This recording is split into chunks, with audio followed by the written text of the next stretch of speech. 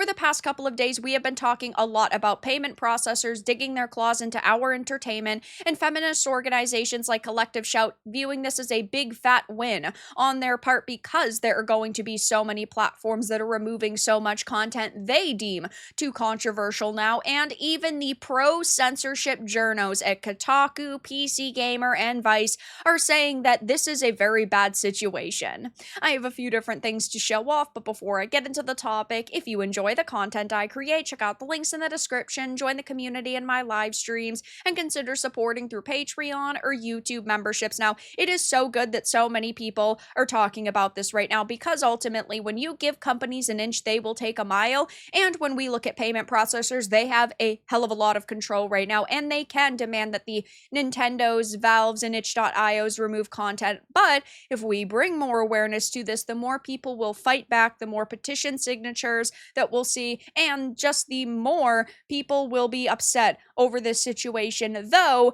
usually the access media, the Kotakus, PC Gamers, Vices, and Polygons say that censorship is good. They do not personally like the content, so they say it's not that big of a deal that it's getting removed, though now they're actually changing their tune. Maybe part of that is because they realize if video games are censored and the video game industry ceases to exist, they won't be able to make money anymore, or they realize how bad their stances really have been over the years. I'm pressing X to doubt there, though now even the pro-censorship gamer-hating crew are against the censorship finally, which I would not trust them. I would not sit here and give them our support. I would not sit here and pat them on the back for finally standing with gamers, but yes, I do agree that the more attention on this situation, the better. So one of the people who has been covering this at length, like myself, is Savvy. She had said, however, never forget who they are and how we warn them what their behavior would lead to. People like Vita enabled censorious groups by dismissing gamers and their concerns. People like Khalif Adams, who cheered for Collective Shout, who had to quietly delete his tweet after I called him out, and while calling him out, made a jab at journalism at him, only for him to retweet a post implying podcasting and journalism are different, confirming he saw me embarrassing him. People at Kotaku, current and former, remember they cheer on Collective Shout and called me horrible names for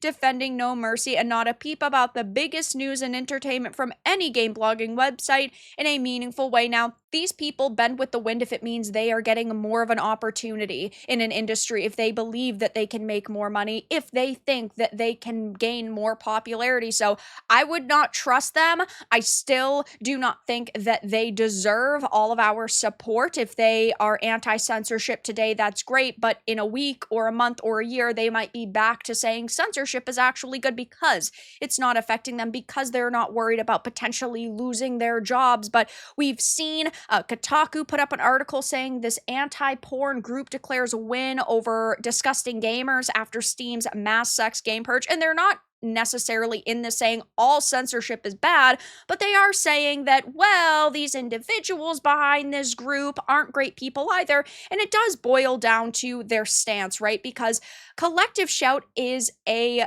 conservative feminist organization, meaning they believe men are men and women are women. They would be labeled TERFs by these people the same way J.K. Rowling is. So I think that is a big reason why the Kotakus, PC Gamers, Vices are coming out against Collective Shout, and I think that's a part of the story that they don't want you to, of course, know. We've got PC Gamer saying Australian anti-porn group claims responsibility for Steam's new censorship rules in victory against disgusting gamers, and things only get weirder from there. I think it's funny in this case they are saying it's censorship when in the past, even just a couple of days ago, an outlet like PC Gamer was saying censorship in quotes regarding Ready or Not, as if it wasn't a case of censorship when it was. They removed several different certain visuals and imagery from Ready or Not in situations to, ultimately not have to worry about their game getting banned. And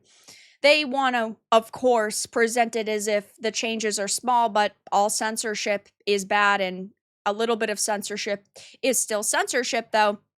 You've also got Anna Valens coming out against Collective Shout because their article was removed on it. Anna Valens posted, Vice's owner, Savage Ventures, has requested the removal of my Collective Shout articles. This is due to concerns about the controversial subject matter, not journalistic complaints. Effective immediately, I will no longer contribute to Waypoint. I suggest letting Vice's owner know if this upsets you. So Anna Valens was the one who was recently trying to cancel Kirsha and was supporting cancel culture and ultimately censorship, right? But then, of course, when they are censored, they suddenly don't support censorship. It's just so rich with these people. When it affects them, that's when they start caring. And as I always say, eventually something you care about will be censored. Even if you don't particularly care about the sex simulator games that are being removed from the platform like itch.io or Steam right now, that doesn't mean in 5 years or 10 years,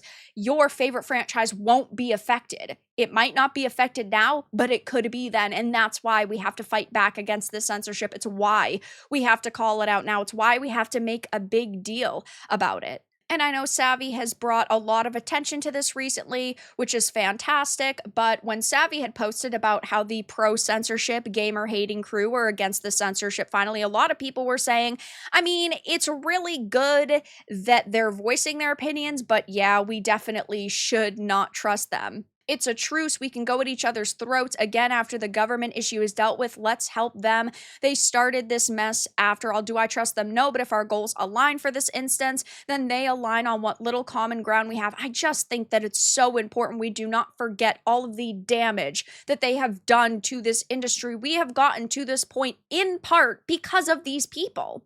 They're just jumping onto what they know will be the popular or safe movement. They ruined any good faith or goodwill positions with you, Savvy, given all the prior interactions. Those are most definitely something they have not earned or deserve until they've proven themselves otherwise, so props to you. Most of them are too ignorant to realize that there is only one way to build this road, so we need to keep advocating that. It's never built. 6 months from now, they are going to be back on their BS because they don't actually care. And yeah, it is true. Just because they're saying censorship's bad today doesn't mean in a week or a month or 6 months they'll be saying the same thing. They'll probably have shifted their stance because they realize, well, the gamers aren't going to fully trust us, so we have to go back to attacking them again. Everyone is seeing how catastrophic this is, but as soon as it's over, these guys are going to go back to their usual shit. And interestingly enough, Collective Shout right now doesn't really have a lot of support. They did protect their posts on X. They're not backing down, though. Of course, they're just posting behind their locked account, though they're losing followers. So even the people who should, for all intents and purposes, support them and be defending them are pretty silent right now and are even saying, you know what, I don't even support the movement that you are pushing right now. So I'll definitely be keeping my eye on this, but a lot of the censorship supporting activists within this industry are now saying Collective Shout is bad. We need to fight against payment processors, which, hey, is technically good, but do not blindly trust these people. But that's all that I really had to discuss in this video. Let everyone know your thoughts in the comments below. If you enjoyed this, give it a like, and if you didn't, give it a dislike. I appreciate your support either way, but I'll talk to you all again in the next video really soon.